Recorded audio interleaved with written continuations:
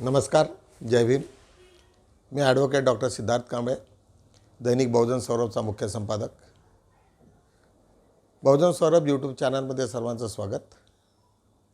आज दिनांक 16 मार्च. काल 15 तारखेला सुप्रीम कोर्टात इलेक्ट्रॉल बॉन्डवरती पुन्हा एकदा डिस्कशन झालं. ज्यावेळेस SBIने जे इलेक्शन कमिशनला जी माहिती दिली त्यात प्रामुख्यानं तो जो नंबर पाहिजे होता इलेक्ट्रॉन बॉन्ड नंबर, तो मात्र त्याच्यात टाकला नाही. त्याच्यामुळे हे लक्षात येत नव्हतं की कोणी बॉन्ड खरीदले आणि कोणाला दिले आणि कोणी इनकॅश केले. आता हे नंबर टाकल्यामुळे ताबडतोब लोकांच्या लक्षात येईल की किती बॉन्ड कसे झाले आणि काय झालं. बंधूंनो, याच्यामध्ये फार एक मोठा फ्रॉड दिसला की अनेक ठिकाणी ED CBIचा वापर करून लोकांना भीतीपोटी त्यांच्याकडनं मोठी वसुली केलेली आहे आणि देशात सट्टा बाजार, लॉटरीच्या ह्या अशा मोठ्या घटना इल्लीगल असतानासुद्धा त्यांच्याकडनं पैसे मोठ्या प्रमाणात वसूल केले. दुसरा गोरखधंदा असा राहिला की जिथे इन्क्वायऱ्या सुरू होत्या EDच्या CBIच्या, त्या सर्वांना स्थगिती दिल्या. जिथे इन्क्वायऱ्या सुरू झाल्या त्या लोकांनी ताबडतोब इलेक्ट्रॉल बॉन्ड विकत घेतले आणि त्यांना स्थगिती देण्यात आली. अशा पद्धतीच्या घटना अनेक दिसल्या. सर्वच लोक चारीकडनं हमला सुरू केलेला आहे. विरोधी पक्षनेते फार ॲक्टिव्ह झालेले आहेत. अनेक यूट्यूब चॅनलमध्ये वेगवेगळ्या पद्धतीने आपापल्या प्रतिक्रिया आलेल्या आहेत. महाराष्ट्रामध्ये सुप्रिया सुळे, राहुल गांधी हे मुंबईतच आहेत, त्यांच्या आज प्रतिक्रिया अत्यंत तीव्र आहेत. रवीश कुमार एक मोठे पत्रकार, त्यांची एक सुंदरशी कविता आज तुम्हाला ऐकवणार आहोत आम्ही. या सर्व लोकांनी या सरकारवरती मोठ्या प्रमाणात हल्ले केलेले आहेत आणि ते हल्ले गरजेचे आहेत. आणि आज सुप्रीम कोर्टाच्या या सर्व ॲक्टिव्हिटीजवरनं असं लक्षात येते की बहुधा चंद्रचूडांची जी कालखंड राहील त्यांचा हा अत्यंत अस्मरणीय राहील. यापूर्वी 4-5 जे होऊन गेलेले चीफ जस्टिस त्यांनी मात्र नेहमी BJPचा साथ दिला आणि अशाच पद्धतीच्या अनेक लोकांनाचा अनुभव आलेला आहे. आज बघूया हे सुंदरसे व्हिडिओ तुम्हाला आम्ही प्रेझेंट करतोय. बघूया. दुनिया का सबसे बड़ा नेशनल लेवल का एक्सटॉर्शन रैकेट है. कंपनियों से हफ्ता लेने का तरीका है, कंपनियों से कॉन्ट्रैक्ट्स का शेयर लेने का तरीका है. दुनिया में सबसे बड़ा भ्रष्टाचार का स्कैम है. CBI और ED जैसी चीज नहीं है, वो BJP का औजार है. ये एंटी नेशनल एक्टिविटी हो रही है. इससे बड़ी एंटी नेशनल एक्टिविटी हो ही नहीं सकती. इतने प्रकार के घोटाले के सुराग मिल रहे हैं कि उन्हें तेज गति से समझना और आप तक लाना भी एक चुनौती है. आपको पता होगा कि इस मामले में अंग्रेजी वेबसाइट रिपोर्टर्स कलेक्टिव की टीम ने शानदार काम किया है. इसी टीम की रिपोर्टिंग का परिणाम है कि मोदी सरकार का सबसे बड़ा घोटाला दर्शकों के बीच सामने आया है. आप देख सकते हैं कि कैसे कॉरपोरेट इस बॉन्ड के जरिए सरकार का गुलाम भी बन रहे हैं और सरकार के यार भी. लेकिन क्या इसकी रिपोर्टिंग आपके हिंदी अखबारों और हिंदी चैनलों में हो रही है? रिपोर्टर्स कलेक्टिव की खबरें हिंदी सहित कई भाषाओं में होती हैं. क्या उन खबरों को इन अखबारों में प्रकाशित किया जा रहा है? इन चीजों पर गौर कीजिए. आज हिंदी के अखबार और हिंदी के चैनल हिंदी समाज के सबसे बड़े अपराधी हैं. इस समाज को पीछे रखने में, इस समाज को जागरूक होने से रोकने में इसका सबसे बड़ा प्रमाण है इलेक्टोरल बॉन्ड की रिपोर्टिंग. हिंदी के कई बड़े अखबारों में बॉन्ड की रिपोर्टिंग रूटीन की तरह है. कंपनियों को लेकर BJP या अन्य दलों से रिश्तों को लेकर विस्तृत पड़ताल नहीं की गई है. जिस तरह से रिपोर्टर्स कलेक्टिव इस मामले में रिपोर्टिंग कर रहा है, रिपोर्टर्स कलेक्टिव के पास अखबारों जितने रिपोर्टर नहीं हैं, पैसे नहीं हैं, फिर भी इस वेबसाइट के पत्रकारों ने क्या कमाल की रिपोर्टिंग की है. आप रिपोर्टर्स कलेक्टिव की आर्थिक मदद जरूर करें, उन्हें मजबूत करें. हिंदी के दर्जनों संपादकों, हजारों पत्रकारों की फौज वाले हिंदी के अखबार क्या कर रहे हैं, यह सवाल पूछिए. क्या उनका काम मोदी सरकार पर सवाल करने वाली खबरों की हत्या करना रह गया है? हिंदी में एक से एक पत्रकार हैं, मगर उन सभी के हाथ बांध दिए गए हैं. क्या किसी हिंदी के संपादक को पहले पन्ने पर यह सवाल नहीं पूछना चाहिए कि हैदराबाद की company Megha engineering infra limited ने 966 करोड़ का इलेक्टोरल बॉन्ड क्यों खरीदा? क्या इस कंपनी के पास इतना पैसा है कि वह राजनीतिक दल को 1000 करोड़ रुपए भेंट कर देगी? इसी कंपनी के पास तेलंगाना का एक बड़ा प्रोजेक्ट है जिसके बारे में सीएजी ने कई सारी गंभीर टिप्पणियां की हैं। सीएजी ने कहा है कि इस प्रोजेक्ट ने सरकार को काफी बड़ा आर्थिक नुकसान पहुंचाया है। इसमें बहुत सारी गड़बड़ियां हैं। पहले इसकी लागत 82,000 करोड़ की थी, मगर अभी अब बढ़कर 1.5 लाख करोड़ तक हो सकती है। तेलंगाना चुनाव में कलेश्वर डैम एक बड़ा राजनीतिक मुद्दा बना था। राहुल गांधी एक बार फिर से एक बड़े मुद्दे पर सही साबित हो गए। यह राहुल गांधी का ही ट्वीट है, नवंबर 2019 का, आज काफी वायरल हो रहा है। इसमें राहुल गांधी ने लिखा था कि नए भारत में घूस और गैर कानूनी कमीशन को इलेक्टोरल बॉन्ड कहते हैं।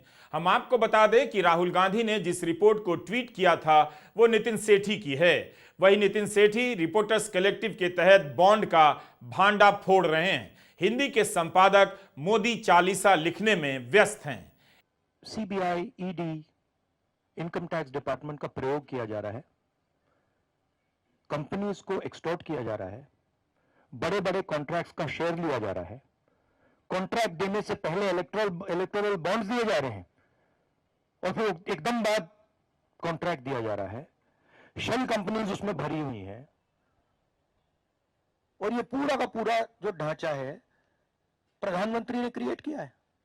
इनका ब्रेन चाइल्ड है। इन्होंने कहा है कि भाई इलेक्टोरल कोर्ट को लग रहा है, ये माननीय सुप्रीम कोर्ट ने कहा है क्विट प्रो को, ये हम नहीं कह रहे, ये चुनावी नहीं मुद्दा नहीं है, देश का मुद्दा है।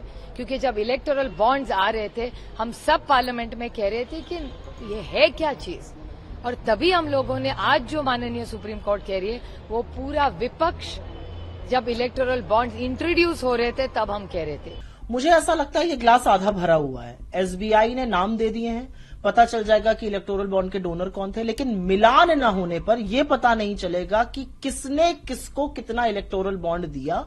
और यह पता होना जरूरी था क्योंकि इसी से क्विड प्रो होगा। ये तो सर्वविदित है कि 2/3 बॉन्ड भारतीय जनता पार्टी को दिए गए थे, लेकिन यह भी तो पता चले कि बॉन्ड देने वाले लोग कौन थे, उनके लिए किस तरह का नीति निर्माण हुआ, क्या उन पर जांचें चल रही थी वो रोकी गई, क्या पैसा लेने के लिए जांचें शुरू की गई थी। ये सारी बातें जो है ये सर्वविदित होनी चाहिए क्योंकि इसके काफी सारे एग्जाम्पल सामने आए हैं। 30 कंपनियां थी, उन्होंने 335 करोड़ दिए चंदा, 23 उनमें से कभी दिए ही नहीं थे और उन पर जांचें चलती रही 2019 से 23 के बीच में। तो बहुत सारे ऐसे सवाल थे जो अब राम को लाए हैं।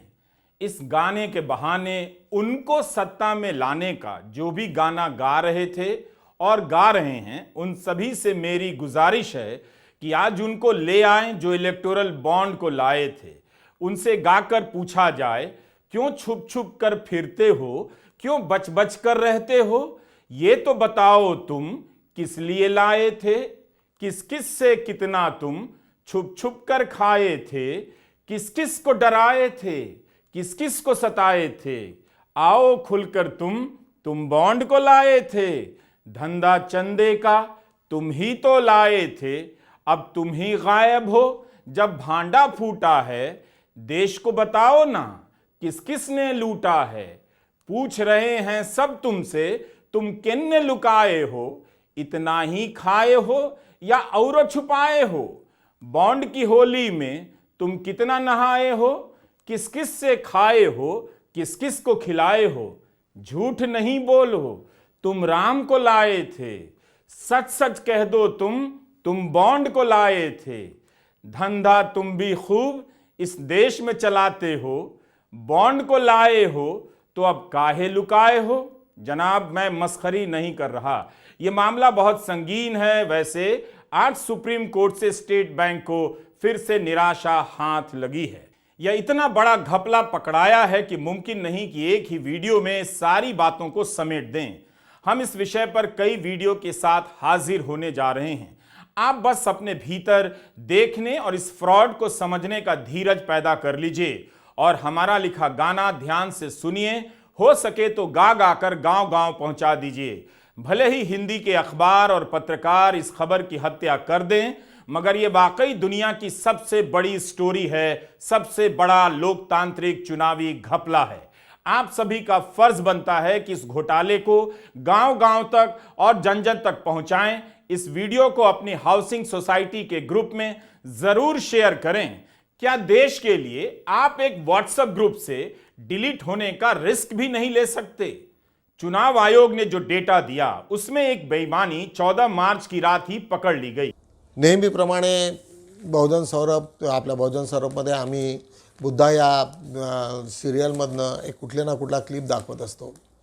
बंधूंनो, मी आजची हे क्लिप अत्यंत महत्त्वाची आहे। तुम्हा सर्व लोकांना माझी विनंती आहे की ती तुम्ही जपून ठेवा। ब्राह्मणवाद हा कसा पनपला आणि तिथे 2500 वर्षापूर्वी किती तीव्र होता आणि तो कशा पद्धतीने वार करतो आणि त्यांच्या डोक्यात काय असते याचा सर्व अभ्यास डॉक्टर बाबासाहेब आंबेडकरांना होता। म्हणूनच या संविधानाच्या निर्मितीसाठी त्यांनी वेगवेगळ्या पद्धतीने त्यांचे हातखंडे म्हणजे बाबासाहेबांच्या तल्लख बुद्धीने अनेक गोष्टीवरती कशा पद्धतीने आता पुन्हा ते दिवस येऊ नये याचा विचार करून त्यांनी ते केलेलं आहे, संविधान लिहिलेलं आहे। आज या बुद्धा या सिरियलमधनं तुमच्या लक्षात येईल की ब्राह्मणवाद तेव्हाही खतऱ्यात होता जेव्हा तथागत भगवान बुद्ध त्या प्रमाणात मोठ्या प्रमाणामध्ये जनहित जनमतानी त्यांच्याकडे मोठं अट्रॅक्ट झालं होतं आणि मोठमोठाले राजे बुद्धाकडे वळण्याच्या स्थितीत होते। त्यावेळेस ब्राह्मण धर्म हा कसा संकटात आला आणि त्याच्यासाठी त्यांनी काय काय युक्त्या केल्या हे या व्हिडिओवरनं दिसेल। एक बिंबिसार राजा तथागत भगवान बुद्धाकडे फार मोठ्या प्रमाणात वळलेला असतो आणि तो जेव्हा तो आमंत्रण देतात, राजा आमंत्रण देतो सिद्धार्थांना त्यांच्या संघासोबत आणि ही गोष्ट जेव्हा ब्राह्मणांना कळते तेव्हा ते त्याचा फार मोठा विरोध करतात आणि त्याच्यात त्यांनी युक्ती सुचतात आणि मग आचार्य आपला हा अजातशत्रूला ते त्याला भडकवतात। त्याच्यातला हा सुंदरसा व्हिडिओ तुम्हाला दिसेल। निश्चितच याला सांभाळून ठेवा। वेगवेगळ्या याच्यावरती ब्राह्मणांचं जे कारस्थान असे त्याच्यासाठी ते उपजाव म्हणजे तुम्हाला रेडी रेफरन्ससाठी कामाला येईल। बघूया हा सुंदरसा व्हिडिओ। जैसे तुम्हें सांप सूंघ गया, ऐसी मोहिनी बातें करने वाला, इतना विशाल व्यक्तित्व, इतनी सरलता, लगता है बुद्ध का जादू तुम पर भी चल गया है। मुझ पर नहीं, महाराज बिंबिसार पर। वो बुद्ध के मोह में फंस गए, हाथ जोड़े उनके साथ ऐसे बैठे जैसे कोई किशोर युवा अचंभित आंखों से ताकता हुआ प्रश्न पूछ रहा। घोर सर्वनाश। महाराज का तो बाद में होगा, उससे पहले कहीं हमारा ना हो जाए। सर्वनाश। श्रीमान मंत्री महोदय, कुछ अधिक बढ़ा चढ़ा करके तो नहीं बोल रहे हैं आप? महाराज बिंबिसार ने बुद्ध के अनुयायी होने का प्रस्ताव रखा है और उनके भिक्षुओं को भोज के लिए राजमहल में आमंत्रित भी किया है। कुलगुरु, आप अपनी चोटी संभाल कर रखिए, कहीं ऐसा ना हो कि ये आंधी जिसका नाम बुद्ध है आपकी चोटी जड़ से उखाड़ ले जाए। अर्थात हमारे महाराज बुद्ध के विरुद्ध में कुछ नहीं सुनना चाहेंगे। अरे वो बुद्ध जन जन को जो ज्ञान का मार्ग बता रहा है उससे सबसे ज्यादा हानि हमारी होगी। एक अधिपत्य हमने बनाया, हम ब्राह्मणों को ब्रह्म ज्ञान का स्रोत माना गया। हमारे ज्ञान के बिना क्षत्रियों का भी कोई बल न था। हम दरबार में भी राजा से वशिष्ठ बने। वाणिज्य करने वाले तो सिर्फ अपने धन को बढ़ाते रहे, उनकी सोच वहीं तक सीमित थी और शूद्रों को हम सबकी सेवा करने का सौभाग्य हमने उन्हें सौंपा। ये व्यवस्थित ढांचा जो सदियों से चलता आ रहा है, एक व्यक्ति जो क्षत्रिय है, सिद्धार्थ गौतम, ब्राह्मणों से उच्च श्रेणी में पहुंच सारी व्यवस्था को तहस नहस कर देगा। गुरुवरे, हमारे धर्म का क्या होगा? क्या होगा हमारे धर्म का?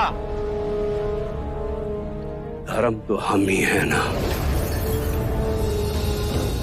हमारे शत्रु के मित्र हमारे महाराज,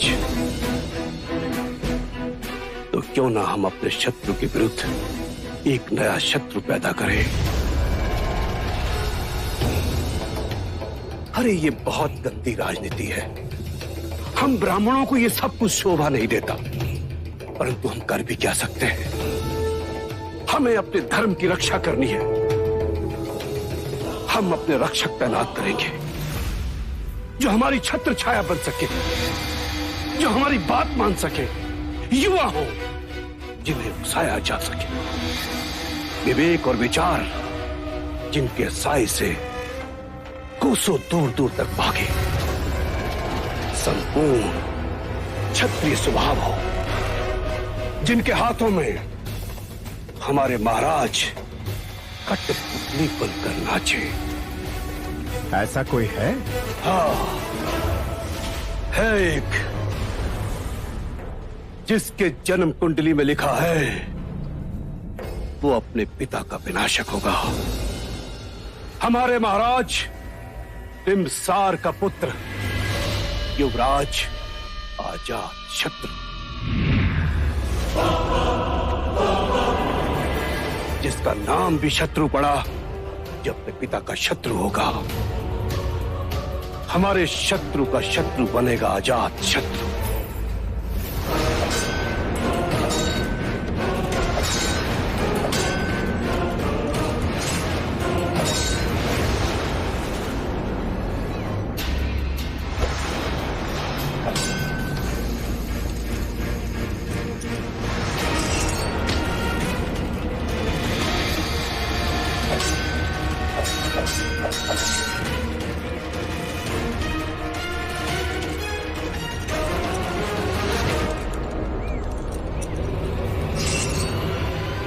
युवराज, महाराज ने आपको ताड़वन में उपस्थित रहने को कहा है।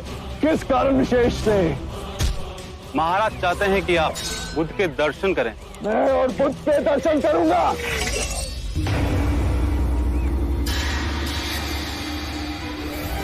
उस क्षत्रिय से जो शत्रक के नाम पे कलंक, जो पलायनवादी, महाराज को भी क्या सूझी। उनसे कहना कि मैं आने में असमर्थ हूं।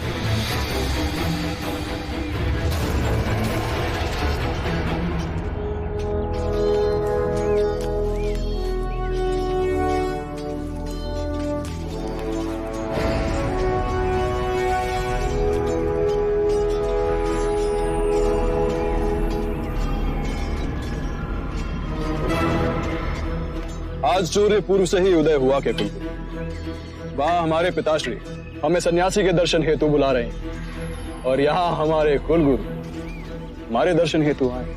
युवराज, हम शस्त्र विद्या में कुशल नहीं, परंतु गुणी कुशलता को देखने का आनंद तो ले सकते हैं। हमारी तलवार की टंकार से बड़े बड़े कांप जाते हैं। युवराज, आपके शौर्य की चर्चे भगत से बाहर भी हो रहे हैं। आप केवल हमारी प्रशंसा करने आए अथवा कोई कार्य?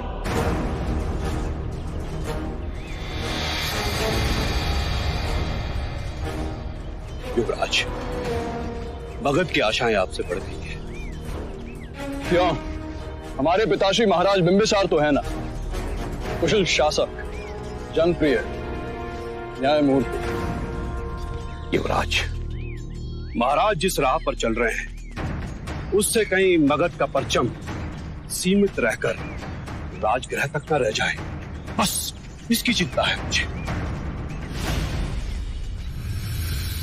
ऐसा क्यों हो? साधुओं और ढोंगियों के चक्कर में पड़ेंगे तो यही तो होगा। आपका आशय बुद्ध की ओर? हाँ, वो बुद्ध महाराज बिंबिसार को चक्रवर्ती सम्राट बनने के लक्ष्य से भ्रमित कर रहा है। इतनी बात तो नहीं सुनेंगे महाराज उसकी। संकेत तो कुछ ऐसे ही दिख रहे हैं युवराज। महाराज बुद्ध के मोहजाल में फंसते जा रहे हैं। कहीं उनकी बातों पे आकर वो हमारे धर्म को अपमानित न कर बैठे।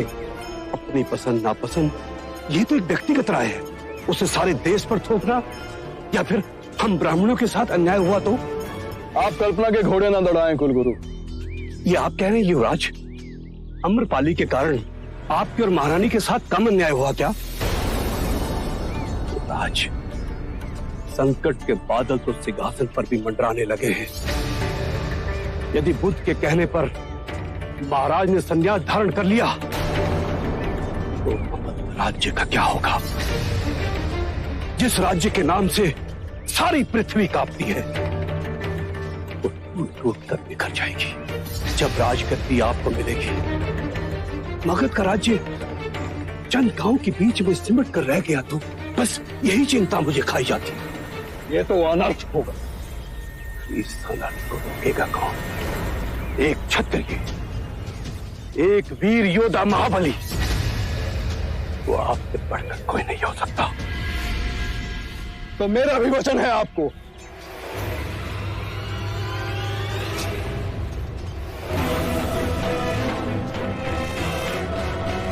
मगध का राज्य चारों तरफ फैलेगा। मैं चक्रवर्ती सम्राट बनूंगा।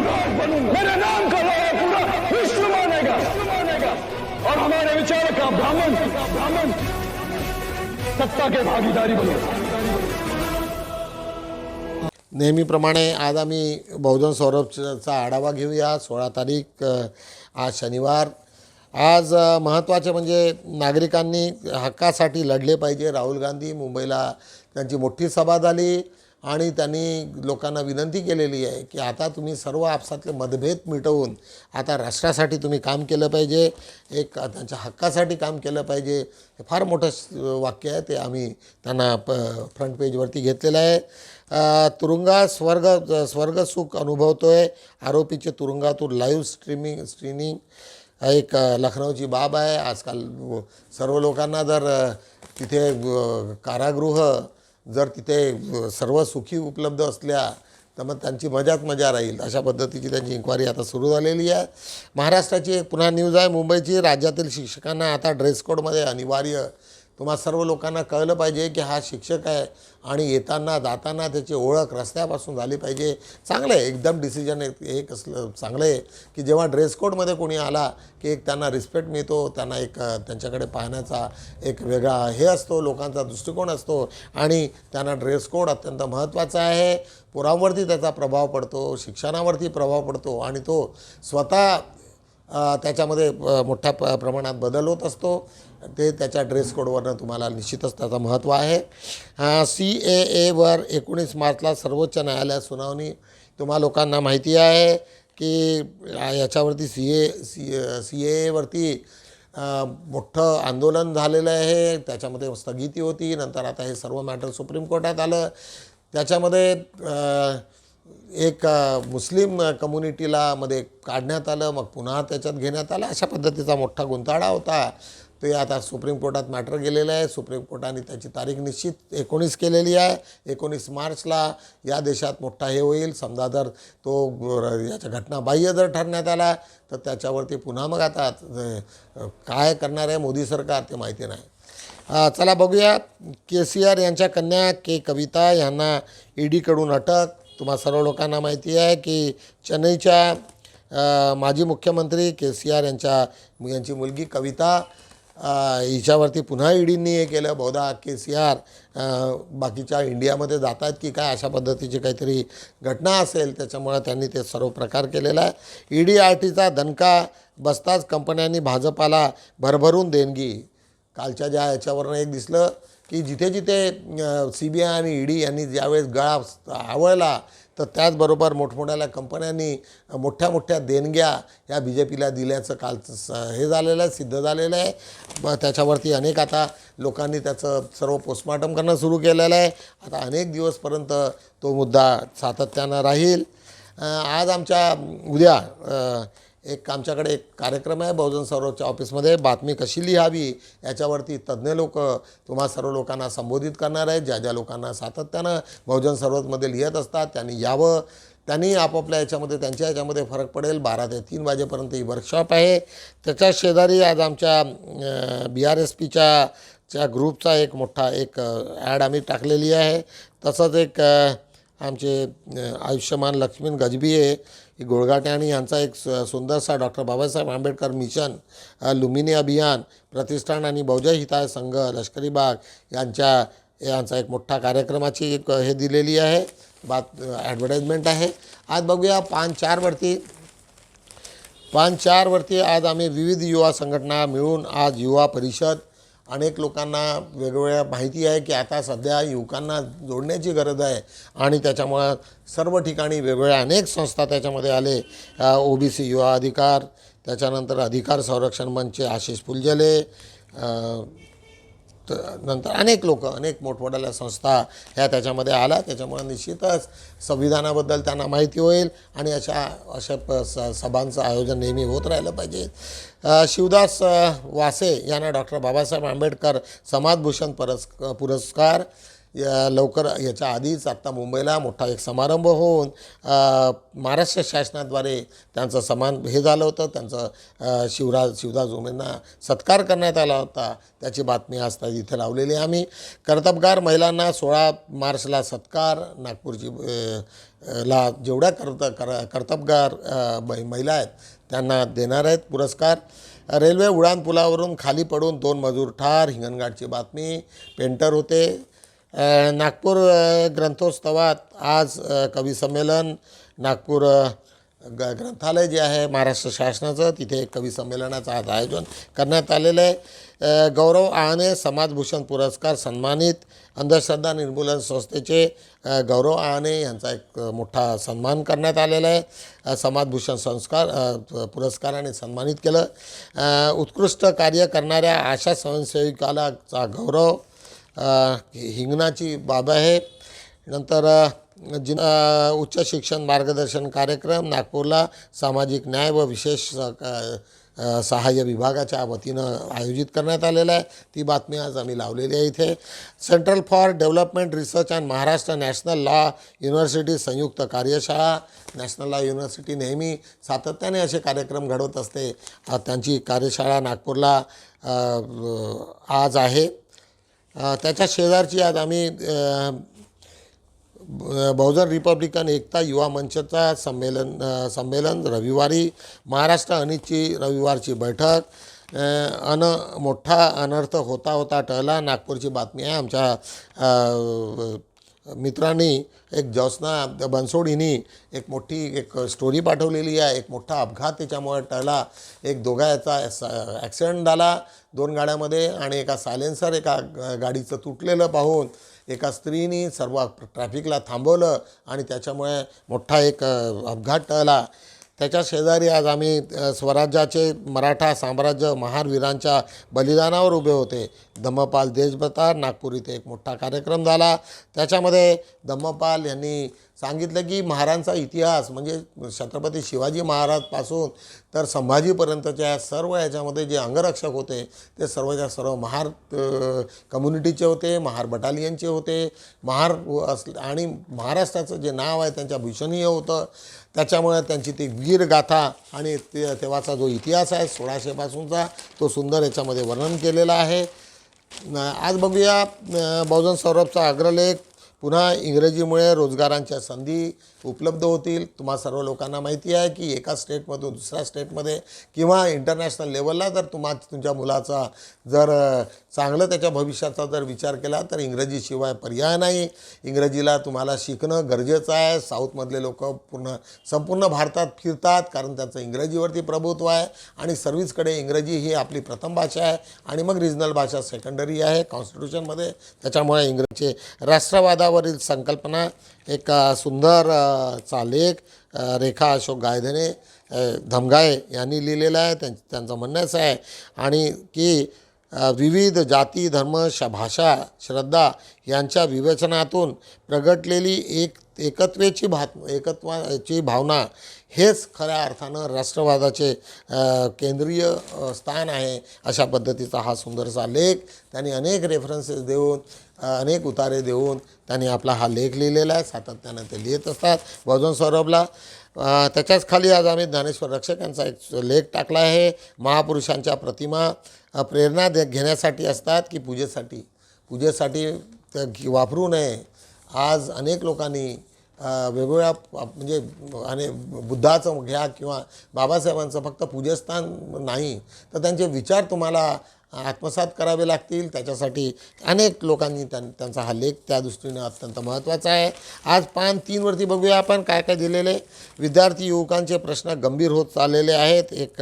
आज आमचं संकलन एक मीरा मदनकर, आमचे मित्र मदनकरांच्या त्या मिसेस, यांचा हा सुंदर सा लेख. त्याच्यात अनेक फॅमिलीमध्ये ज्या ज्या पद्धतीने मुलं नर्वस होत आहेत, ज्या ज्या पद्धतीने त्या वय त्यांचं वाढत आहे, अनेक समस्याला त्यांना तोंड द्यावं लागतं आहे.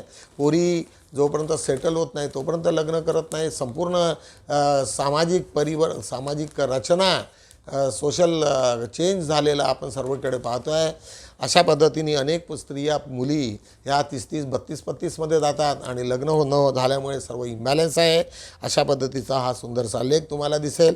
एक सुंदरसा एक लेख बळीराजा घोटे यांचा, स्वराज्यातील मुस्लिम सेवक. या देशात जेव्हा जेव्हा गरज पडली तेव्हा तेव्हा मुस्लिम सेवकांनी किती मदत केली या राष्ट्राला. इव्हन छत्रपती शिवाजीचा काळ असो, संभाजीचा काळ असो, अनेक ठिकाणी मुस्लिम सेवकांनी मोठ्या प्रमाणामध्ये मदत केल्याचं तुम्हाला दिसेल.